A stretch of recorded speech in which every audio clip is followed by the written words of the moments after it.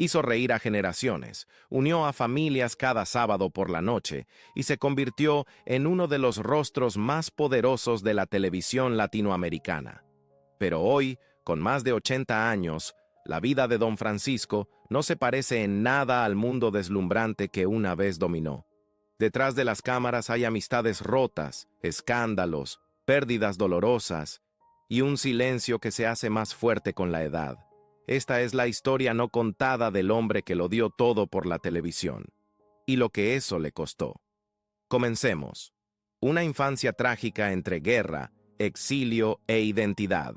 Mucho antes de convertirse en Don Francisco, el carismático presentador que llevó alegría y risas a millones, Mario Luis Kreutzberger Blumenfeld, fue un niño marcado por la tragedia, la guerra y el exilio. Nació en 1940, en la ciudad sureña de Talca, Chile. Pero su historia no comienza allí, sino en Europa, en medio de uno de los capítulos más oscuros de la historia moderna. Su padre, Erich Kreutzberger, nació en Elgut-Voichnik, y su madre, Annie Blumenfeld, venía de Breslau. Ambos eran judíos askenazíes que vivían en lo que entonces era parte de Alemania. En 1939, a medida que se intensificaba la persecución nazi contra los judíos, la joven pareja huyó. Formaban parte de una ola de refugiados judíos que escapaban de la violencia sistemática, las leyes raciales y el exterminio inminente. Chile, bajo el presidente Pedro Aguirre Cerda, ofreció una rara y generosa oportunidad. El gobierno permitió que un número limitado de familias judías ingresaran al país y asignó a los Kreutzberger a establecerse en Talca. Era una ciudad lejos de Berlín, pero aún más lejos de la vida que una vez conocieron. Mario nacería un año después, técnicamente a salvo, pero en medio de las secuelas del miedo, la huida y la supervivencia. Crecer como hijo de padres desplazados nunca fue fácil. Los Kreutzberger llegaron con nada más que recuerdos y traumas. Erich hablaba poco de su pasado, pero años después, Mario reveló que su padre había sobrevivido a los horrores del campo de concentración de Buchenwald, prisionero número 27.700. Aún así, nunca le contó la historia completa a su hijo. Ese silencio se convirtió en una herida en sí mismo. Erich tenía un carácter duro, moldeado por un sufrimiento inimaginable. Trabajaba como sastre, intentando reconstruir su vida desde cero. Annie, en cambio, era una mujer de gracia y cultura, una cantante de ópera entrenada que le transmitió a su hijo el amor por el espectáculo y la comunicación. Pero incluso en un hogar lleno de música y resiliencia, las cicatrices de la guerra persistían. El idioma era una barrera diaria. En casa se hablaba alemán y yidis, pero el mundo exterior hablaba español. Para el joven Mario, esto creó una identidad dividida. No era completamente chileno, y sin embargo, nunca pertenecería del todo a la Alemania de la que sus padres habían huido. La inestabilidad financiera acosó a la familia durante los primeros años de Mario. Los refugiados tenían pocas oportunidades laborales. Los Kreutzberger a menudo eran recibidos con desconfianza y prejuicio, vistos como forasteros. El negocio de sastrería de Erich tenía dificultades, y la pobreza era una constante. Era un hogar donde la incertidumbre era la norma, no la excepción. Emocionalmente, la familia cargaba con el peso del dolor no expresado. Muchos familiares habían muerto en el Holocausto. El trauma se manifestaba en silencios, ansiedad y momentos de distancia emocional. Mario admitiría más tarde que su relación con su padre fue tensa, en parte debido a ese muro emocional. En medio de esas luchas, hubo una salvación: la comunidad judía de Talca, especialmente el club israelita Maccabi. Esta institución local le ofreció a Mario un sentido de pertenencia. Fue allí donde subió por primera vez a un escenario, haciendo sketches y rutinas cómicas. No eran simples travesuras infantiles, eran sus primeros pasos para forjar una voz, un personaje y una identidad. De hecho, Fue en el Club Maccabi donde el mundo conoció por primera vez a Don Francisco, originalmente un personaje llamado Don Francisco Sisiguen González, un judío alemán coqueto que hablaba mal español y contaba chistes disparatados. Era una comedia nacida de la disonancia cultural y del malestar personal, una forma de convertir la alienación en risa. Allí, Mario no solo actuaba, estaba procesando. El club no solo lanzó a su alter ego cómico, también le trajo amor. Fue allí donde Mario conoció a Teresa Muchnik, mejor conocida como Temi, la mujer que se convertiría en su esposa y madre de sus 3 hijos, Patricio, Vivian y Francisco. Pero a pesar de encontrar alegría personal y realización creativa, Mario seguía luchando con la sombra de su pasado como refugiado. La historia de su familia nunca estuvo lejos. El trauma no quedó confinado en Europa.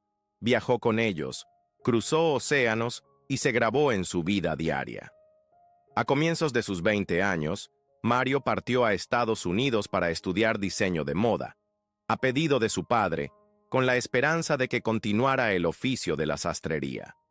Pero ocurrió algo inesperado. No fue la costura ni el corte lo que capturó a Mario, fue la televisión. La energía, el ritmo, la vitalidad de la radiodifusión estadounidense eran algo que jamás había visto en Chile. El riesgo era enorme. La televisión en Chile apenas nacía, y dedicarse a ella era prácticamente una locura. Pero Mario ya había tomado una decisión, una vida dedicada a la televisión.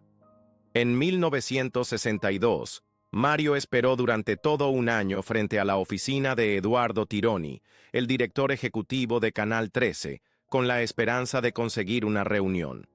12 meses de espera, 12 meses escuchando no, pero no se rindió, y finalmente la puerta se abrió. Ese mismo año, obtuvo su primera oportunidad con un programa llamado Show Dominical. Se estrenó en agosto, pero en cuestión de semanas fue cancelado. Lo despidieron, así, sin más. Pero ocurrió algo inusual. El público reaccionó. Los televidentes, que apenas comenzaban a conocer su rostro y su humor, inundaron el canal con exigencias. Querían que volviera. Y lo lograron. El programa fue reintegrado, y con ello se sentaron las bases para algo mucho más grande. En 1965, el formato se trasladó de los domingos a los sábados y fue renombrado como Sábados Gigantes. Lo que comenzó como un show variado improvisado, pronto evolucionaría hasta convertirse en una institución cultural. En sus primeros años, Sábados Gigantes no se salvó de las críticas. La prensa chilena atacó a Mario, quien ahora usaba el nombre artístico Don Francisco, tomado de un personaje cómico que interpretaba en el club judío de su comunidad, por ser poco profesional, por burlarse de sus invitados, por llenar la pantalla con payasadas de mal gusto. Pero Mario no se dejó intimidar. Escuchó, cambió, comenzó a contratar periodistas para que lo asesoraran en el contenido del programa. En lugar de resistirse a la crítica, innovó a partir de ella. Reestructuró el show para mezclar concursos, entrevistas, música e historias humanas, infundiéndolo con humor y profundidad. Durante las décadas de 1970 y 1980, el programa se convirtió en un fenómeno. Sábados Gigantes atraía regularmente al 80% de la audiencia televisiva chilena. Las familias enteras se reunían frente al televisor cada sábado por la tarde. No era solo un programa, era un ritual nacional. Pero Don Francisco no se conformó con dominar un solo país. Su mirada estaba puesta en algo más grande: internacionalizar Sábados Gigantes. Esa oportunidad llegó en 1986 cuando se conectó con Joaquín Blaya, entonces presidente de la Spanish International Network, y con el presentador cubano, Rolando Barral. Juntos llevaron Sábado Gigante a Estados Unidos, apuntando a la creciente audiencia hispana de Miami. Al principio, Mario era solo coanfitrión, Barral era el rostro familiar, pero el carisma de Don Francisco era imposible de ignorar. Para 1988, Barral dejó el programa. Don Francisco se convirtió en la estrella indiscutible. Durante años vivió en tránsito, volando constantemente entre Santiago y Miami para conducir dos versiones del mismo show en dos países. En 1994, finalmente se estableció de forma permanente en Estados Unidos. Desde los estudios de Univisión en Miami, produjo Sábado Gigante para 43 países, llevando un programa de variedades latinoamericano a una audiencia global. El formato se mantuvo: chistes, sketches, concursos, invitados musicales, segmentos emotivos y premios. Pero lo que lo elevaba era Don Francisco mismo, su calidez, su voz, su sentido del tiempo y su capacidad para hablarle al espectador común y a la estrella internacional con el mismo tono, auténtico, directo, humano. El programa se emitió hasta el 19 de septiembre de 2015, convirtiéndose en uno de los programas de variedades más longevos de la historia televisiva. Durante 53 años, Sábado Gigante emitió más de 14,000 horas de contenido original y entró al libro Guinness de los récords por su duración. Pero este éxito tuvo un precio enorme. En 2007, Don Francisco firmó un contrato histórico con Univisión, ganando $12.7 millones anuales por Sábado Gigante y 2.8 millones adicionales al año por su talk show, Don Francisco Presenta. Se había convertido en un magnate de la televisión, y aún así, a pesar de todo, seguía profundamente vinculado a Chile. Su acento nunca cambió. Volvía con frecuencia. Llevaba sus orígenes con orgullo. Don Francisco no se detuvo en la televisión. Durante los años 80, se expandió a la radio con Radio Gigante y fundó Estudios Catedral, una productora que lanzó éxitos locales como Éxito. En 1998, incursionó en la gastronomía temática con Restaurante Estudio Gigante, inspirado en Planet Hollywood. Pero la crisis económica de 1998 lo obligó a cerrar en 2001. Aún así, demostró su ambición. No era solo un presentador. Estaba construyendo un imperio mediático. Entre sus muchos proyectos, uno destaca por encima del resto: la Teletón. Inspirado por el formato de telemaratón de Jerry Lewis en EEUU, Don Francisco lanzó la primera Teletón chilena en 1978 con el objetivo de recaudar fondos para niños con discapacidades. Fue más que caridad, fue un movimiento nacional televisado.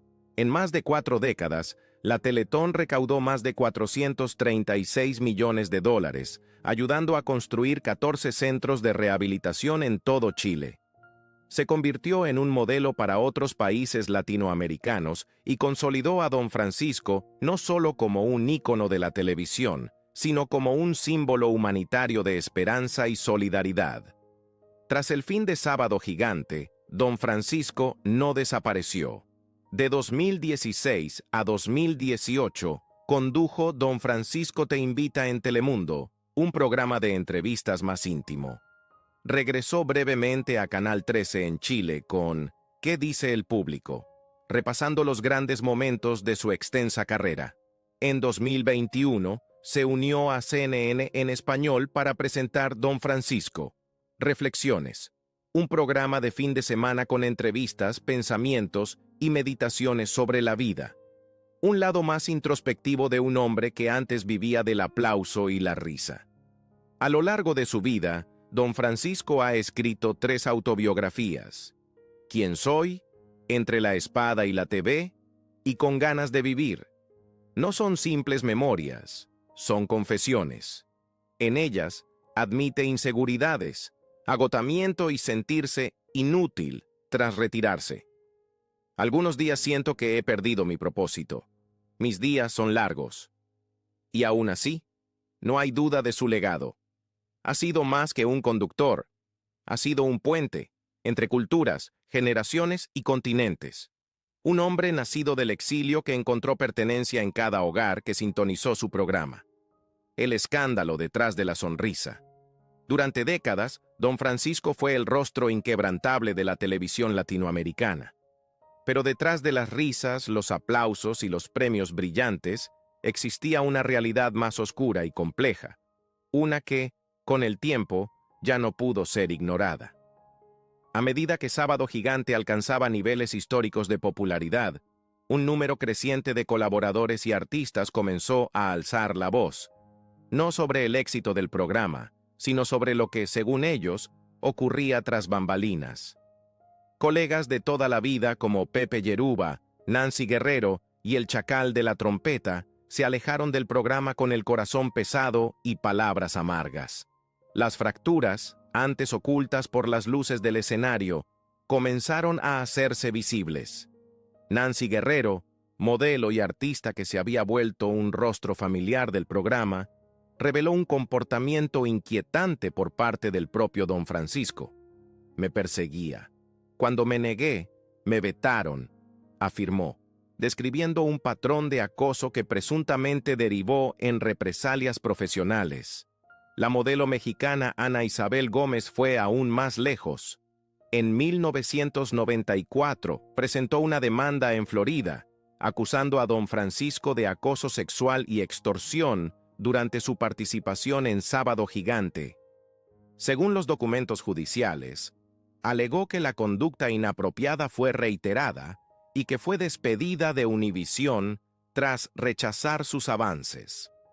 Aunque el caso se resolvió fuera de los tribunales mediante un acuerdo de confidencialidad, el escándalo dejó una sombra duradera. La periodista Laura Landaeta, quien investigó el historial de abusos en la industria televisiva, declaró en un reportaje: el abuso y el acoso en el entretenimiento latinoamericano no comenzaron con Nicolás López ni Herval Abreu. Comenzaron con Don Francisco. Landaeta relató cómo mujeres que trabajaban tras cámaras supuestamente se referían a Don Francisco como peligroso. Afirmó que intercambiaba favores sexuales por electrodomésticos y describió su camerino como un lugar de coerción y silencio. Con el auge del movimiento número Me Too a nivel mundial, surgieron nuevos testimonios inquietantes. Entre ellos, relatos de artistas del clan infantil, un segmento de Sábado Gigante con niños cantantes y animadores. Una de las comediantes más reconocidas de Chile, Natalia Valdebenito, reveló en CNN que formó parte del clan infantil a los 10 años. No detalló los abusos, pero dijo que algo de su experiencia la dejó a ella, y a otros, profundamente afectada. Pasaron cosas, dijo, que hicieron que algunos dijéramos, yo no quiero esto más. Al ser presionada para aclarar, Valdebenito confirmó que se refería a problemas relacionados con la seguridad infantil. No mencionó nombres ni eventos específicos, pero la implicancia era clara. El ambiente no era seguro para los niños, y nadie decía nada. Don Francisco respondió públicamente. No se ha dicho específicamente qué pasó, declaró a la carta. Quizás una madre se enojó con un camarógrafo o productor, o tal vez un niño se enojó con otro niño. Eso es lo que sé. Pero el daño ya estaba hecho. El silencio, en estos casos, habló más fuerte que la negación. Don Francisco también enfrentó escrutinio público por disputas de paternidad. En un caso muy mediático, una mujer afirmó que él era el padre de su hijo, un niño con un parecido notable. Una prueba de ADN dio resultado negativo, pero el ex colega Pepe Yeruba dejó entrever dudas al decir, era igualito a Don Francisco. En otro caso, en 2010, un hombre llamado Patricio Flores presentó una demanda legal asegurando ser hijo de Don Francisco fruto de una relación breve en 1967. Durante el proceso, un perito forense acusó que alguien intentó sobornarlo para alterar los resultados. Finalmente, la prueba de ADN también fue negativa y Flores no se presentó a una segunda muestra.